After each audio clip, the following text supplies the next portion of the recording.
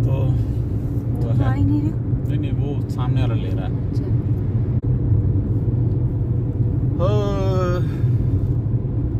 हे दोस्तों, हम निकल पड़े हैं पहाड़ की ओर। आप कहते थे चलो पहाड़ की ओर, नौकरी गई पहाड़ में, हम चले पहाड़ में। तो आपके इस वाक्यांश को, लोकोक्ति को चरितार्थ करते हुए, सार्थक करते हुए हम आज निकल पड़े हैं उत्तराखंड के टूर पे। घूमने के पर्पस से करीब 22-23 साल में पहली बार घर से निकल रहे हैं। तो ये एक अपने तरह का अनुभव होने वाला है पहला। और अब हम घूमने के लिए निकलते ही रहेंगे। तो पहला जो कदम उठाना बहुत भारी पड़ता है, वो पहला कदम एक बार उठा लें। उम्मीद करते हैं ये पहली बार जो हम घूमने जा रहे हैं, इससे हमारा ये अभियान आगे भविष्य में भी, निकट भविष्य में भी चलता रहेगा। तो ये हैं, हम 4 लोग हैं। हमारे बड़े सुपुत्र आदित्य सिंह नेगी, अभिनव सिंह नेगी, छोटे छोकरा को सामान के पीछे अभी बेचारे दिखाएंगे। दिख भी नहीं रहे। और हमारी धर्मपत्नी दर्शनी देवी नेगी, और ये मैं हूँ। तो बहुत ज़माने से प्लान बना रहे थे कि घूमने चलना है, घूमने चलना है। कि कई चीज़ें आड़े आ रही थी। कई बच्चों के एग्ज़ाम आ जाते हैं, कभी कोई बीमार हो जाता है, कभी कोई ऐसा सोशल, कोई अभी भी हम एग्जाम छुड़वा कर ही जा रहे हैं। अभिनव के 2 पेपर फाइनली हमने 1-2 पेपर थे इंटरनल टेस्ट कॉलेज के, वो छोड़ने पड़े क्योंकि ये जो टेस्ट और असाइनमेंट वाला सिलसिला पिछले 20 साल से चल रहा है, हमारे बच्चों को वो थमने का नाम ही नहीं ले रहा है। मुझे लगता है जब तक उनके टेस्ट पूरे हो जाएंगे तब तक हमारे हाथ पैर जवाब दे जाएंगे, उनके टिफ़िन बनाने और टेस्ट के असाइनमेंट की तैयारी कराते कराते। तो इसलिए हमने कहा अब की बार निकलते हैं। गाड़ी में पेट्रोल फुल है। शेवरले स्पार्क LT1 ये गाड़ी है। इसको मैं 2 बार पहाड़ों में ले जा चुका हूँ। थोड़ा जो हमारा रूट है वो है बेदीखाल वाला, जो है कोटद्वार, दुगड्डा, सतपुली और बेदीखाल। और इस रूट में जो मुझे दिक्कत आई थी इस गाड़ी में, वो आई थी गुमखाल चढ़ते हुए। हालांकि उसमें चढ़ तो गई थी, 2 बार चढ़ गई थी, लेकिन जब ये सतपुली से गुमखाल चढ़ते हैं तो उसमें जो है गाड़ी सा मुझे रोकनी पड़ी है। 2 बार मैं गया तो 2 बार में, मतलब 1 बार तो मुझे रोकनी पड़ी, 1 बार मुझे थोड़ा सा ऐसा लगा कि बहुत जोर लगाना पड़ रहा है। तो मैंने इसकी इंक्वायरी की, बहुत सारे जो और लोग चलाते हैं, तो किसी ने कहा कि नहीं हमको तो ऐसे कोई दिक्कत नहीं आई। फिर मुझे लगा कहीं मेरी ड्राइविंग में कहीं कोई फॉल्ट है, कि जैसे मैं क्या करता था, जब टर्न आता है, आप चढ़ाई चढ़ते हो टर्न आता है, तो उससे बहुत पहले, यानी कि करीब 50 मीटर 60 मीटर पहले ही गाड़ी को 4 से 2nd गियर में डाल देता था। तो ये जो 4 से 2nd गियर में गाड़ी रिवर्स होती है, यानी कि गाड़ी स्पीड में चल रही है, आप बिल्कुल 2nd गियर डाल दो तो गाड़ी एकदम से उस पर एक तरह से घर्षण पैदा होता है, फ्रिक्शन एक तरह से, क्योंकि गाड़ी बिल्कुल स्लो होती है। और उस प्रोसेस के दौरान शायद गाड़ी बहुत गर्म हो रही थी। मुझे ऐसा लगा कि मैंने शायद ये गलती की है। काफ़ी सोचने के बाद मुझे ऐसा लगा, तो अब की बार मैं इसको नहीं करूँगा। तो इन दोनों जो 4th गियर और 2nd गियर है, तो इसके बीच में 3rd गियर लगाना है और ये काम स्मूथली करना है। उसके बाद मैं इसका रिजल्ट देखना चाहता हूँ, क्योंकि अभी जो हम जा रहे हैं हल्द्वानी से नैनीताल, नैनीताल से हम जाएंगे अल्मोड़ा, अल्मोड़ा से हम जाएंगे बागेश्वर, बागेश्वर से हम जाएंगे पिथौरागढ़, पिथौरागढ़ से हम चंपावत जाएंगे, चंपावत से फाइनली जयपुरम। तो इसमें जो मेन हाइट है वो हल्द्वानी टू नैनीताल है, जो लगभग 2100 मीटर की हाइट है।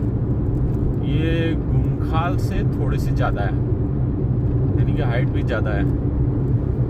और अभी टोटल वेट जो गाड़ी में है वो हम चारों का और सामान का मिला के कितना 350 kg है। यही निकाला था अभी ना, 350 kg है ना। 350 kg वेट है सामान का और हमारा। अरे कौन सा मॉडल है इस कार का? LT1 अरे ये साल- 2012 है, 2012 है ना। तो अब ये एक टेस्ट राइड भी होगी कि हाँ ये गाड़ी कैसे लेती है। तो इसमें पेट्रोल मैंने फुल करा रखा है, प्लस मैंने इसमें 18-19 लीटर का LPG भी भरा रखा है।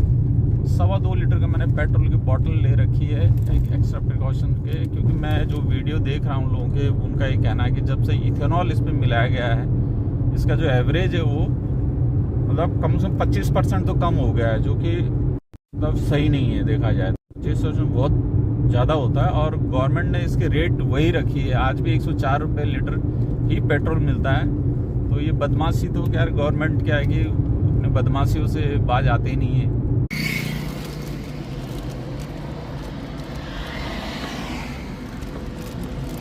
कुछ कुरकुरे शुरकुरे खाने की इच्छा होगी तुम लोग की तो खा लेना, तुम लोग के पास और तो ब्रेड।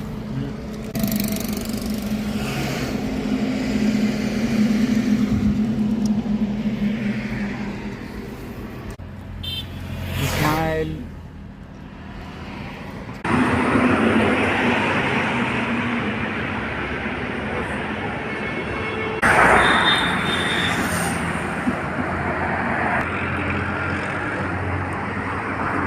ये मैं एक बार बता दूं कैसे कैसे सामान रखा हुआ है। ये बिल्कुल पैक है, यहाँ इस तरह से पैकेजिंग की है। देखो ये सामान है फुल, बीच में सामान भरा हुआ है। यहाँ ये लैपटॉप है सामने, पीछे नीचे एक सूटकेस भरा हुआ है, एक नीचे सूटकेस है। ये इसकी पैकेजिंग है। चल ये अपना ये है साहब हमारा टूर। एक नाश्ते का ब्रेक लिया हमने, अब चलते हैं आगे।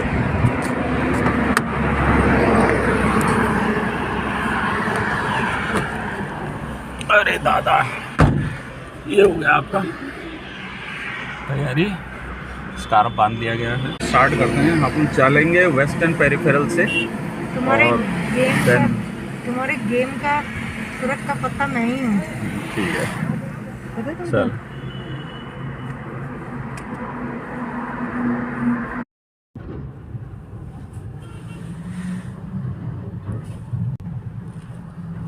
ये दिल्ली वाला रास्ता है सीधा, और ये आपका एक्सप्रेस वे वाला रास्ता है। इस एक्सप्रेस वे को बनाने के लिए कितनी मेहनत की है, कितना समय लगा है, कितना पैसा लगा है, और कितनी दिल्ली में पॉल्यूशन ख़त्म हुआ है। लेकिन इस एक्सप्रेस वे में एंटर करने के लिए कोई साइन बोर्ड नहीं है। ये सरकार का हाल है। लोग पंचर वालों को पूछ पूछ के जाते हैं कि कहाँ से घुसें, कहाँ से एंटर करें। मतलब 400 मीटर पहले बताए कोई एक्सप्रेस वे है ना, उसमें निशान लगा रखा है कि दाएं है कि बाएं है, और 800 मीटर पहले एक बोर्ड टूटा हुआ था। ये सरकार काम करती है। तो अभी हम चल रहे हैं मुरादाबाद, हमने क्रॉस किया है। काफ़ी टाइम हो गया है। कितना टाइम बज रहा है? 7:45 हो गए हैं। मुरादाबाद हमने क्रॉस किया है। हल्द्वानी है यहाँ से शायद 50 किलोमीटर होगा। तो इसलिए रात को तो भैया अपन तो सीधे सीधे चलते हैं। मिडिल है तो मिडिल ही चलते रहो, और फर्स्ट लेन है तो फर्स्ट लेन ही चलते रहो।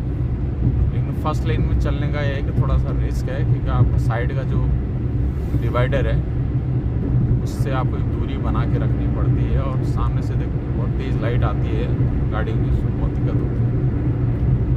तो हमारे क्या है कि मिनिस्टर्स जो हैं वो उनका पूरा ध्यान, वो आज भी वो 70 साल पुराने स्टाइल में काम कर रहे हैं। उनमें कोई सुधार हुआ नहीं है। एक्सप्रेस वे बना दो, खड्डे, इतनी ख़राब सड़क है। जयपुर से हम आए यहाँ दिल्ली, जगह जगह वो सड़कें मतलब वो खोद रखी है। मतलब उसके ऊपर उनको डामर बिछाना, तो उससे पहले वो चिरोड़े मारते हैं, उसमें पंजे के निशान जैसे होते हैं, बाघ के पंजे के, वो क्या कहते हैं उसको, स्क्रैचेस किए रहते हैं। फिर उसको रोड बिछानी होती है। तो वो ऐसा लगता है कोई मुंशी प्रेमचंद के ज़माने के स्टाइल का काम चल रहा है। यहाँ आधे किलोमीटर में कहीं उसके ऊपर डामरीकरण हो रहा है, फिर 30 किलोमीटर बाद कहीं 100 मीटर में दिखाने के लिए हो रहा है। हालांकि ये टूर वैसा है मेरा, लेकिन ये चीज़ें भी जाननी ज़रूरी है कि आप इतना टोल दे के, हज़ारों रुपए का टोल दे के आते हो और आपको पुलिस वाले खड़े रहेंगे जहाँ जहाँ उनको मोटी मोटी कमाई हो सकती है।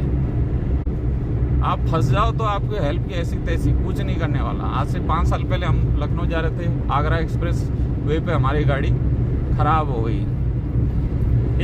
12:30-1 बजे खराब हुई। रात को मैं लगातार उनको फ़ोन करता रहा, 12:30-1 बजे दिन से रात के 8 बजे क्रेन आई उसको उठाने के लिए। वो प्राइवेट की आई, उसने मेरे से पैसे लिए 2500 रुपये कि चलो कि वर्कशॉप में ले चलते हैं, जबकि ये उनकी जिम्मेदारी थी कि टोल लेने के बाद उनको हमारी गाड़ी प्रॉपरली वर्कशॉप तक पहुंचानी थी। लेकिन हम जैन जी को तो बहुत चीज़ कहते हैं, लेकिन जो उनको रिप्रेजेंट कर रहे हैं आगे, वो 70-80 साल के बुढ़े खूंसट जो हैं, जिनको मतलब जिन्होंने ज़िंदगी अपनी बैलगाड़ी से शुरू की है, जिनकी या तो सोच भाई एडवांस सोच उनकी, वो आज भी गोबर, बैलगाड़ी और वो उससे आगे नहीं बढ़ रही है।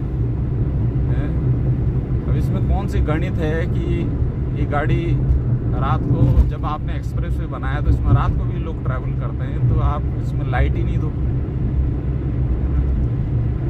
भाई। आपकी गाड़ी की लाइट ठीक है, सबकी गाड़ी की लाइट होती है, बट ये जो सामने से लाइटें आती है, आँख पे पड़ती है, ये बहुत डिस्टर्ब करती है, खतरनाक है। मतलब 250 किलोमीटर में अगर आप लाइट लगाओ तो एक इंसान की ज़िंदगी के बराबर पैसा तो लग ही सकता है। मतलब इतना सस्ता थोड़ी, और एक्सीडेंट होते हैं यार, डेथ होती है लोगों की। तो वही 50 किलोमीटर के आसपास अभी हल्द्वानी है। होटल हमने अभी बुक नहीं किया है, होटल उनके सामने ही बात कर लेंगे। हालांकि मेक माई ट्रिप वगैरह में होटल देख रहे थे, तो होटल तो हैं 1300, 1400, 1500, 1600 वगैरह के हैं। उसमें भी मुझे ऐसा लगा कि हमने एक जगह जब होटल दिन में देखा तो 1100 का था पर, और 1 घंटे बाद देखा तो वो 15 हो गया। तो ये एल्गोरिथम का ज़माना है। उनको लगता है कि ये कहाँ जाना है, हमको कहाँ जाना है। एक सेकंड जाना कहाँ, सीधे चलना ना।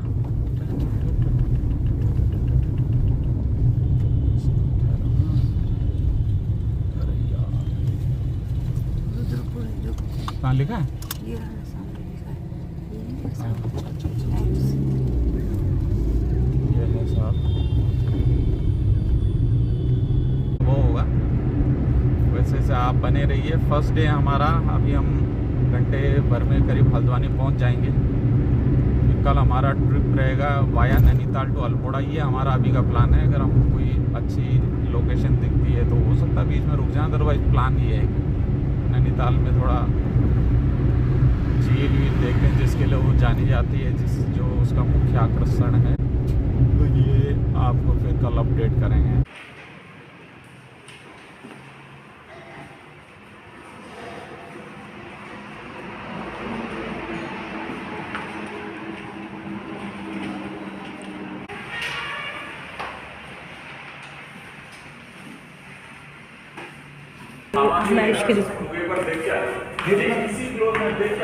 मैं इसकी रिकॉर्डिंग कर लेती हूँ उस पर।